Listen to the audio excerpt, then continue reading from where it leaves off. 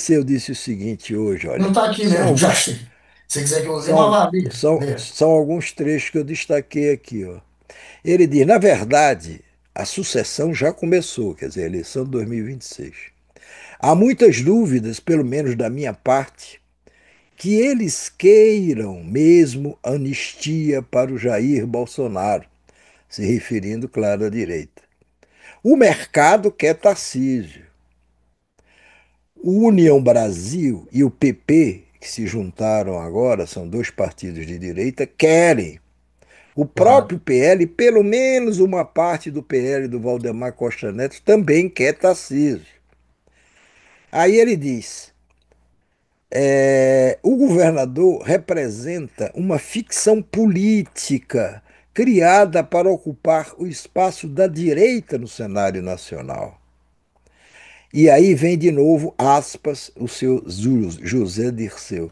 A sim. direita brasileira hoje não tem um líder orgânico, não tem um líder empresarial político, não tem uma coalizão política empresarial que governa o país.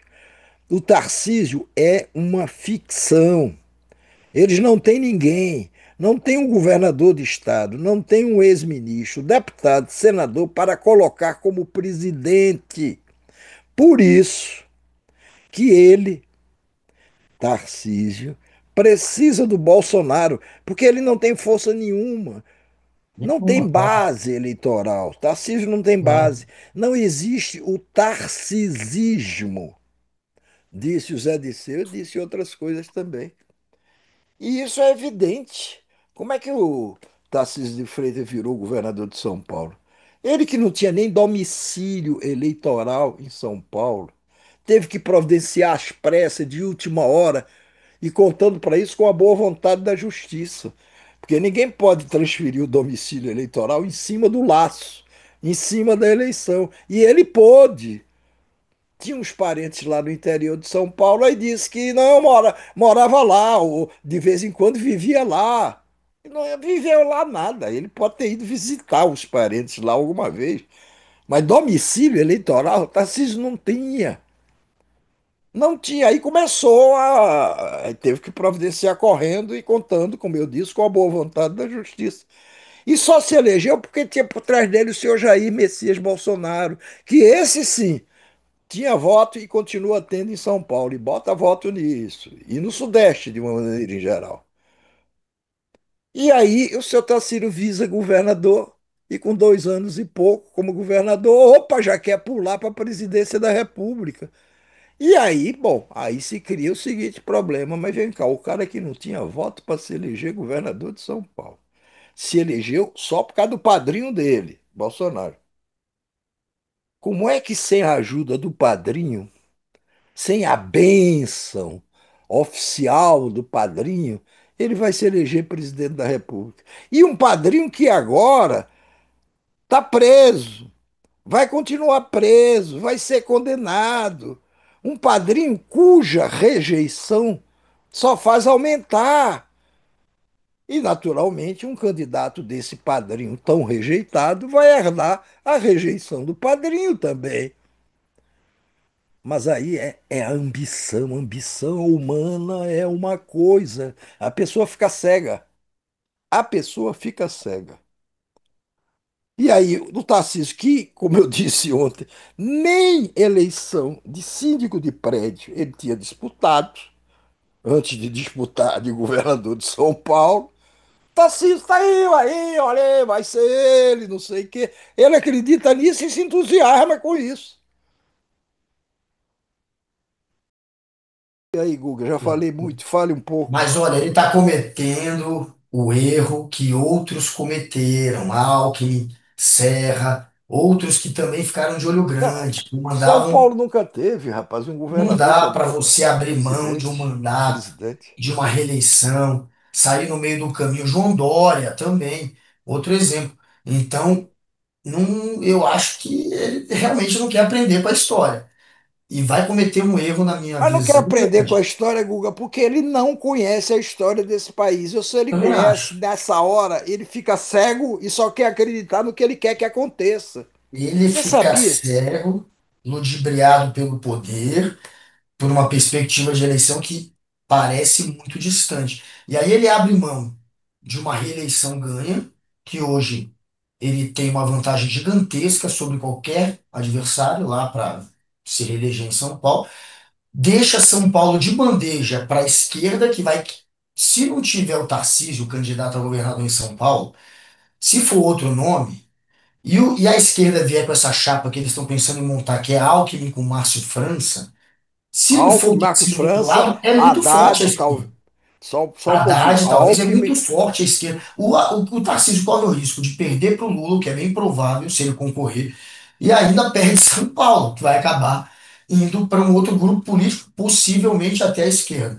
Então, para o Lula, eu, se fosse o Lula, faria o que ele está fazendo. Chama o Tarcísio para briga, porque a chance de vencer é enorme, mesmo sendo o Tarcísio o adversário mais competitivo hoje que a direita tenha, mesmo correndo um risco contra o Tarcísio, mas chama, derrota Tarcísio, abre uma brecha para a esquerda ainda tomar São Paulo. Imagina que tragédia mesmo para o que não bolsonarismo. tome, mesmo que não tome, abre espaço para que a esquerda tenha um desempenho melhor na eleição em São Paulo e ajude, eventualmente, Lula na reeleição.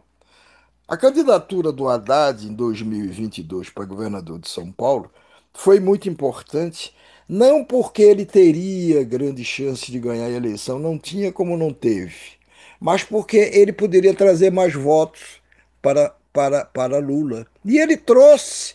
E isso foi extremamente decisivo, porque aquela eleição, como a gente lembra, foi decidida para presidente por uma diferença mínima de votos. Mínima de votos.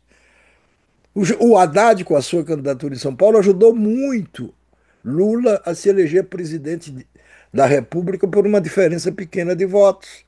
Mas ajudou. Isso pode acontecer novamente. Tarcísio larga lá o governo de São Paulo.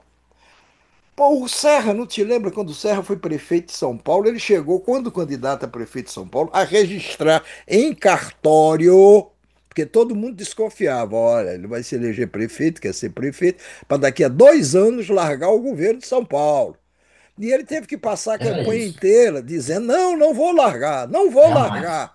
E aí, como não bastava, não bastasse, ele teve que ir a um cartório, decidiu ir a um cartório e registrou.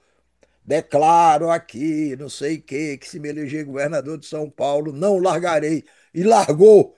Se elegeu prefeito e largou e perdeu a eleição.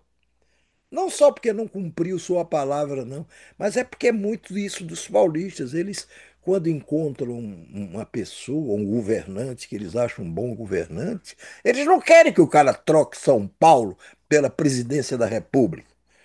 Porque São Paulo é mais importante, pelo menos na cabeça dos paulistas. E é importante, mas não é mais importante do que a presidência da República. Então eles não querem que solte. Eles não querem que o cara largue. E quem calma, você está falando do Paulo Figueiredo? Não. Não, não, a gente está concordando. Então você está falando de. Ah, Gleisi É, Hoffmann. mas eu vi, mas isso aí você tem vídeo, não? Não, não, então é mais ou menos na linha do que o Zé Disseu está dizendo, só que o Zé Disseu disse com mais ênfase isso. O Zé Disseu ainda diz o seguinte: ó, quem está conduzindo o Tarcísio são as forças políticas do agro, do sistema financeiro, legitimamente, que veem nele um meio para privatizar a Petrobras, os bancos públicos, tirar a vinculação do salário mínimo com a Previdência, tirar os pisos salariais e fazer a presidência ser privatizada, diz o ex-ministro José Disseu. E aí completa: isso é um projeto nacional para desmontar o que sobrou do estado de bem-estar social criado pela Constituição de 88. Aliás, sobre o Dudu Tarifaço, Zé Disseu não deixou de falar, não esqueceu de falar. Mas foi muito sucinto até. Ele disse: o Dudu, ele não chama de Dudu, sou eu que estou chamando. Ele, se referindo ao Dudu Tarifaço, não tem apenas que perder o mandato, tem que perder a nacionalidade, porque ele está a serviço de um governo estrangeiro. É só ler a nossa Constituição. Isso é proibido. Isso é proibido de ser feito. Você ir lá conspirar contra os interesses nacionais no outro país, servir aos interesses do outro país, porque, claro, qual era o interesse do Dudu? Era absolver o pai dele. Qual era o preço a pagar? Bom, eu vou aqui auxiliar a Casa Branca, não os arredores da Casa Branca, mas a Casa Branca, não é? Veja o que disse hoje. Tá aí, vamos botar agora sim, Alice. Solta aí o que disse. Esse país está da pá virada.